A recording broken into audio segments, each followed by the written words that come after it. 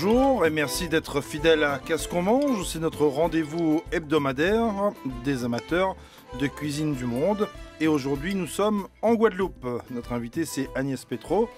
Bonjour Agnès. Bonjour. Alors, qu'est-ce que vous nous avez préparé pour aujourd'hui? Pour aujourd'hui, je vous ai préparé un riz safrané avec un poulet au coco. Et ça sent bon. Hein, au lait de coco. Et ça sent bon, on a l'assiette déjà là. C'est très parfumé. Ça sent bon et c'est bon. Oui. Merci. Et comme d'habitude, comme chaque semaine, les conseils de nutrition sont assurés par Vanessa. Vanessa qui est en Guadeloupe. Bonjour Vanessa. Bonjour. Bonjour Jean-Michel, bonjour tout le monde. Alors, comme vous l'avez entendu, aujourd'hui nous allons manger du riz safrané et du poulet au lait de coco. Et ça vous inspire? Ah oui, moi ça m'inspire beaucoup. Hein. J'ai juste demandé où sont les légumes. Mais bon. Donc là, je me suis permis, hein, il faut que je vous tape sur les doigts par rapport à ça. Hein. Mais oui, riz safrané, lait de coco, c'est un classique, c'est devenu un classique dans la cuisine de nos îles. Poulet, coco, ça marche bien, ça c'est sûr. Ça fait, c'est bon, c'est tout simplement bon. Et le riz safrané, c'est intéressant aussi parce que souvent, on parle de safran chez nous et en fait, on parle du curcuma, mais apparemment, vous m'avez dit que c'est vraiment du safran. C'est du safran, c'est ce que m'a assuré Agnès, c'est du safran. D'accord, donc ça apporte encore un goût. C'est encore un plus encore, c'est encore un plus encore. Un plus, exactement. Mais de toute façon, le plus est dans la bouche, effectivement, sur le palais, mais aussi, ça sent bon. Hein.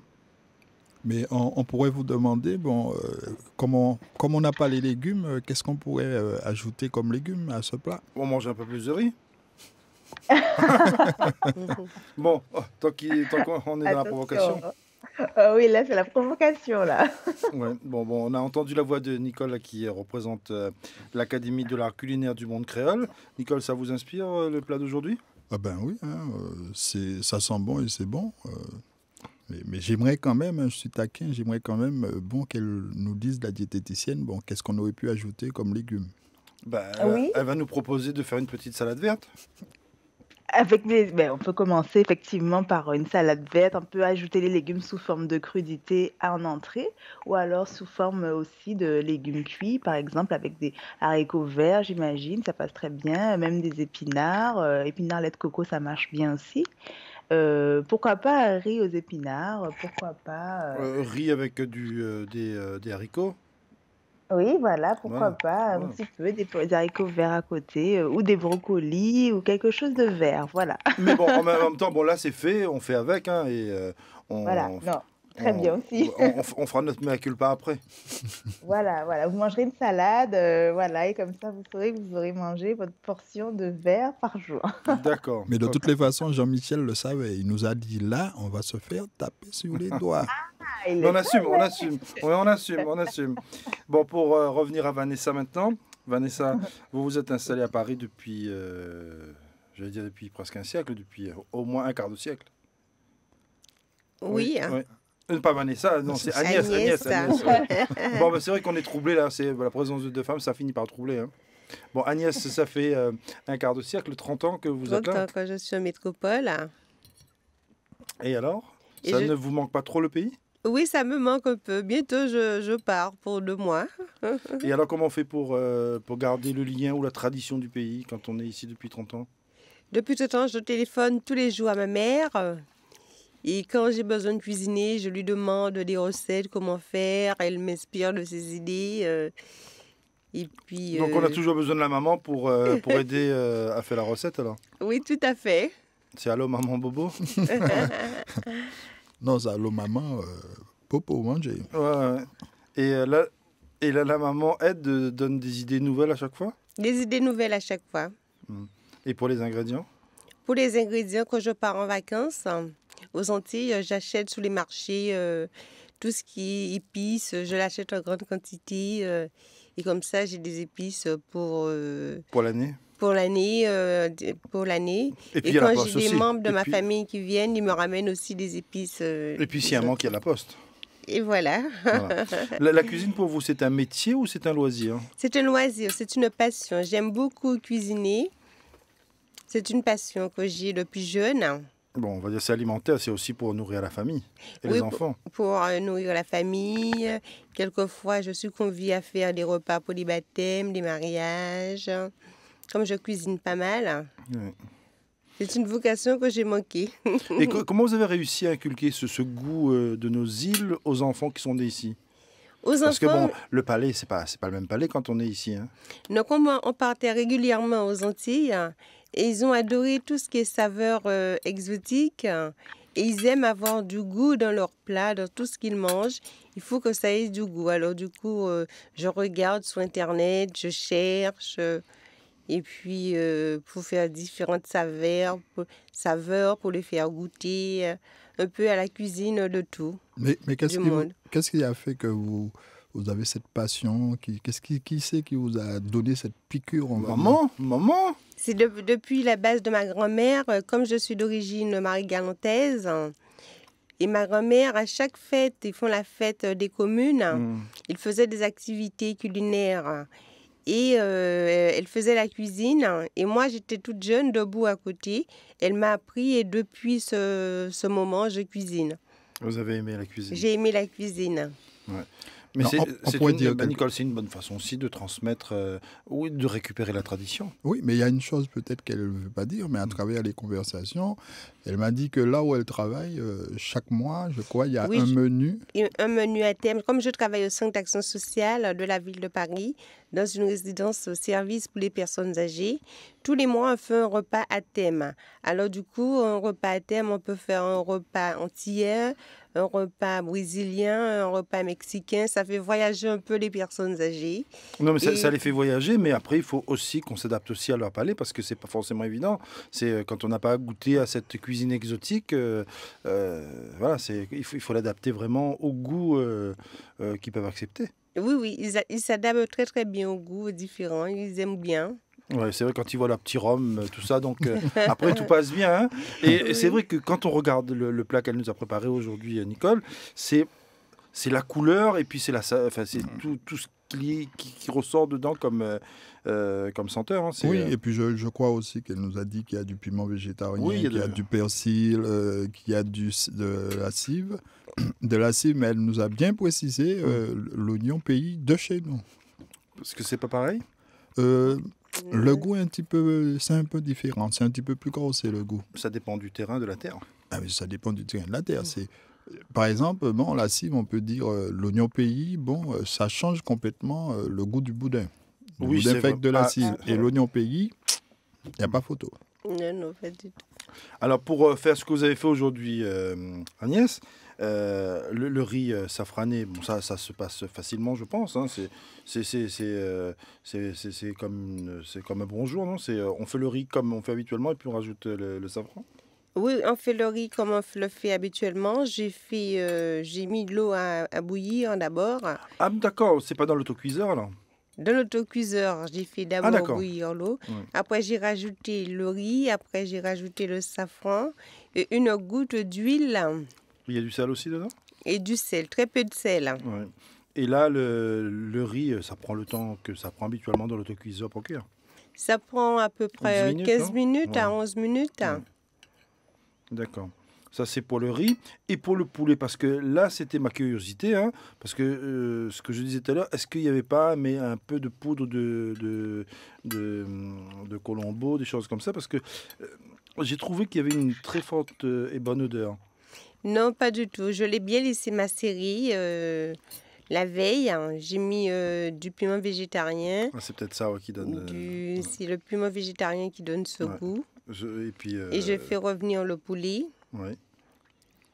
Et puis on pourrait ajouter que bon, sur les îles, assez souvent les gens, bon, la viande ou le poisson, c'est toujours dans une marinade ou un C'est mariné, assaisonnement. c'est mariné avant? C'est mariné avant. Mhm.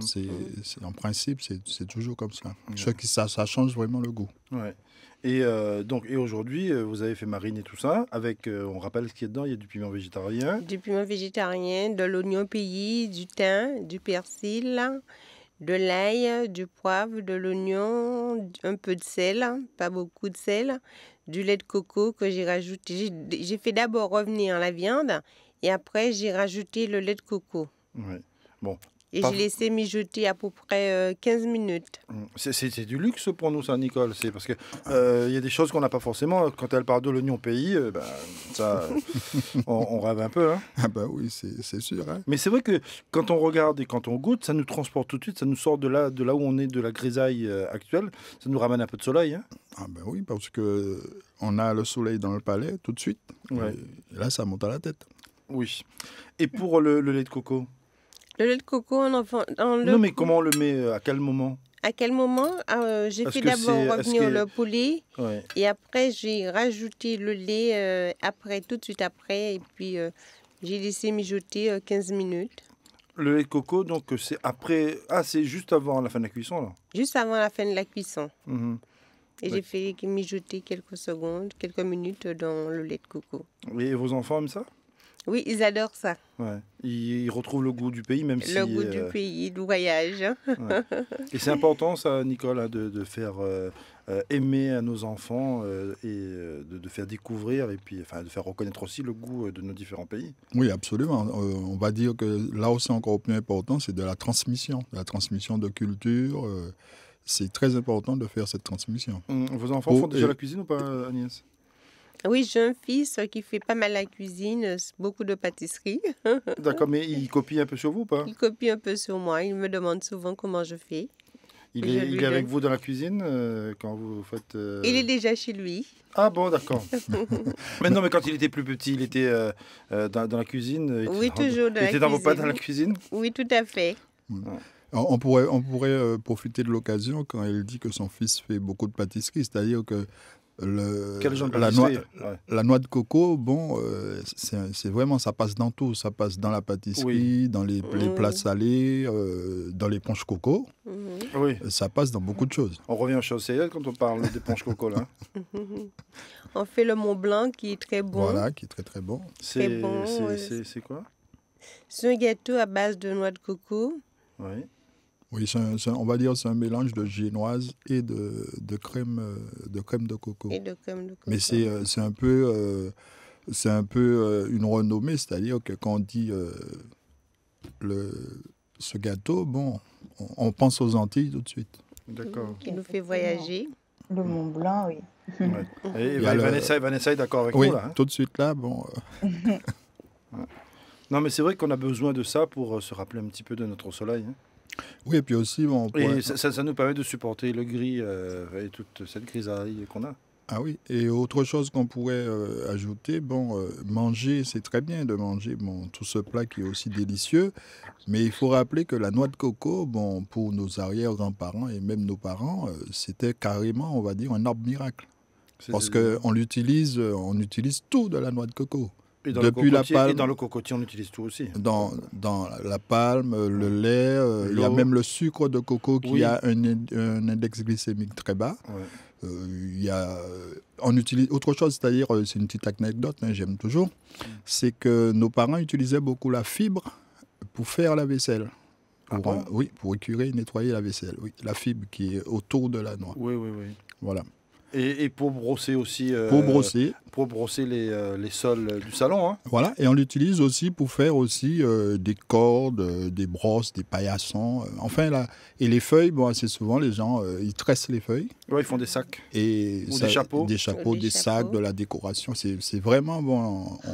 On fait tout avec le cocotier. La noix. En fait, Effectivement. quand on a un cocotier à la maison, c'est le début de la richesse. Ah ben oui. Et actuellement, bon, ils sont en train de... Bon, c'est des études, hein, de penser que l'eau de coco, bon, c'est très, très, très important pour les sportifs. Ah, d'accord. Dans le cocotier, tout est bon, effectivement. C'est comme dans le cochon. Voilà, et il parlait de l'eau de coco. L'eau de coco contient beaucoup de potassium. Et donc, c'est important. On parlait avec Jean-Michel de l'importance du potassium. On Ouais. consomme beaucoup de sodium dans notre alimentation. Et il faut équilibrer le sodium avec suffisamment de potassium. Et l'eau de coco aide à ajouter des apports en potassium. Dans l'eau de coco, il y a aussi du calcium et du magnésium. Donc, effectivement, c'est riche en minéraux et c'est intéressant pour récupérer après une activité sportive. Quand on a beaucoup transpiré, on perd des minéraux et donc l'eau de coco permet de récupérer ces minéraux importants. Et il y a beaucoup d'études qui sont faites sur tous les éléments du coco, à savoir donc l'eau de coco, l'huile de coco et le lait de coco. Et Ouais. donc, c'est très bien justement d'en avoir mis dans la recette parce que souvent les gens ont peur du lait de coco en Bah, parce que disant c'est gras. voilà, c'est gras, c'est gras. Non, en fait, le lait de coco, c'est 50% d'eau et 50% de gras. Enfin, ça dépend du lait de coco. Il y a de la crème de coco et le lait de coco, mais peu Mm. importe. En fait, les gras qui sont contenus dans le lait de coco et l'huile de coco sont des gras qui sont très intéressants, qui s'appellent les acides gras à chaîne moyenne. Et ce qui est intéressant, c'est que ce sont les mêmes types d'acides gras qu'on retrouve dans le lait maternel. Donc, D'accord. c'est assez rare et c'est même l'un des seuls dans le règne en tant que dans les végétaux qui contiennent des acides gras qu'on retrouve dans un lait humain. Voilà, Mm. Bah, c'est assez intéressant. donc si ça rappelle la maternelle, donc c'est bon. Ben, on peut conclure que ben, Bah oui. si justement il y en a comme dans les maternelles, c'est bon. Et effectivement, la recherche montre que le lait de coco et l'huile de coco, les gras qui sont contenus dedans, sont intéressants pour beaucoup de choses, pour gérer le surpoids, pour améliorer les fonctions cognitives, donc améliorer les performances du cerveau, pour aussi lutter contre l'hypertension et améliorer la santé vasculaire. Donc, ce sont vraiment des propriétés qui sont extrêmement intéressantes, Le lait de surtout coco ou bien l'eau de coco? Les deux? le lait de coco, D'accord. et l'huile de coco. Et Voilà, l'eau de coco, on dit qu'il est assez proche du sang, il est isotonique, c'est ça? voilà, grâce à tous les minéraux qu'il contient et grâce à justement son pH, etc. C'est assez proche du sang et c'est incroyable, hein. C'est Mhm. hydratant en tout cas, c'est très hydratant pour le corps et il a été utilisé, bon est-ce que c'est vraiment prouvé ou pas? Mais Oui, l'eau de coco a été utilisée, on dit, on voilà, dit, oui. je mets entre Mais je suis guillemets, d'accord, pendant la après guerre mondiale. voilà, voilà la guerre mondiale pour faire des transfusions, voilà. Mhm. Mais en même temps, c'est vrai que bon, quand on regarde le cocotier, c'est un arbre qui est solide. Si on est capable d'être aussi solide que le cocotier, c'est pas mal, hein? C'est vrai, exactement. Ouais. Et Bah, on peut... avant de faire plier un cocotier, il faut se lever de bon matin. Oui, mais le cyclone s'en charge, hein. Oui, mais même ça, il a du mal à coucher le cocotier, Oui, hein. et on pourrait ajouter, surtout pour les dames, c'est que c'est très utilisé en cosmétique Voilà, pour la peau. exactement. Et le monoeil, bon, le Bah, le monoeil, monoeil, c'est à c'est base d'huile de coco, d'huile de hein. coco. Ouais. Exactement. Donc, on voit que l'huile de coco, enfin, que le coco apporte des bienfaits pour tout, en fait. Donc, comme on disait, tout est bon dans le Dans le coco. coco. Mais finalement, on peut en abuser alors? Ou Alors, bien il faut être raisonnable, je ne sais pas. Enfin, quelle consommation on peut faire de lait ou d'eau de coco? Puisque maintenant, on peut dire qu'on a un peu de chance ici sur Paris, parce que les oui, industriels ont compris certainement beaucoup de choses. Puisque on arrive à retrouver des briques de lait de coco Du beurre de tout à fait. coco, de ou des l'huile de briques d'eau coco. de coco en Oui, 33 centilitres ou en 1 litre. effectivement. Donc ça devient abordable, c'est à notre portée. Il n'y a pas besoin forcément de prendre l'avion et d'aller dans un pays tropical, hein. Eh ben, on pourrait ajouter aussi que l'instinct, j'appelle ça l'instinct de nos arrière-grands-parents, c'était quelque chose parce que la consommation d'huile de coco, elle était beaucoup plus énorme à l'époque parce que les gens, pratiquement, ils faisaient eux-mêmes L'huile de leur huile de coco, oui. coco. Ouais. Parce que Oui, bon, le il n'y lait de avait pas coco. autant d'échanges commerciaux et tout. Et ils utilisaient beaucoup l'huile de coco qu'ils faisaient eux-mêmes. Ouais, avec l'huile de coco, certains faisaient aussi, c'était pour embellir les cheveux, ça donnait de jolis cheveux aussi, hein. Ouais, pour allumer Mhm. les lampes aussi. Ouais. Et je pense justement que c'est intéressant de revenir à ce genre de matières grasses. Je parle de l'huile de coco et du lait de coco, qui sont naturelles sous nos tropiques, sous nos latitudes, parce que Maintenant, on remplace de plus en plus, enfin, on utilise surtout des huiles végétales, toutes sortes d'huiles végétales, mais finalement, l'huile de coco aussi est une huile intéressante. Donc, pourquoi pas commencer à cuisiner, à ajouter plus d'huile de coco dans notre alimentation, puisque tout tend à dire que c'est vraiment bénéfique pour la santé. Voilà, Donc, c'est une bonne alternative. Oui, on pourrait dire c'est une très aussi, bonne alternative. on pourrait dire merci à Agnès de nous avoir proposé Bah ce oui. plat. Ouais, merci Agnès, comme ça nous permet Exactement. de parler Yes. du coco dans dans toute sa richesse. Sur le lait de coco, par exemple, Agnès qui a préparé le riz safrané aujourd'hui, on aurait pu imaginer, est-ce qu'on pourrait remplacer l'eau de cuisson du riz par du lait de coco? Agnès ou Vanessa, hein? Est-ce qu'on peut Oui, faire pardon. oui, le riz, au lieu de mettre de l'eau dedans pour la cuisson, est-ce qu'on peut le remplacer est-ce qu'on peut remplacer cette eau par du Oui, coco? oui, on peut le faire. Je l'ai déjà fait et c'est aussi bon. Oui. Et ça ne risque Non. pas d'être trop gras? Non, c'est pas trop gras. Ça ne risque pas d'être trop gras. Alors, comme je disais, il y a plusieurs laits de coco. On trouve du lait de coco, on trouve aussi de la crème de coco. Donc, il ne faut pas Et confondre les c'est deux. le lait, Non, c'est c'est la du lait, c'est du lait, crème. c'est du lait. Voilà. Enfin, Du lait. ouais, Parce que, non, mais il y a des laits qui sont plus épais, en fait, hein, Ah oui. qui sont plus épais que d'autres. Donc, on prend le lait le plus liquide. Mhm. Et puis, pour faire la cuisson du riz, il n'y a pas de problème, hein. Et même quand on achète les briques, il faut faire très attention et lire aussi les compositions sur les briques, parce que des fois, pour épaissir, ils ajoutent pas mal de choses. Si la composition se rapproche du lait maternel, ça veut dire que ça peut remplacer pour les enfants qui sont allergiques au lait en poudre de vache, le lait de coco peut remplacer ce lait-là?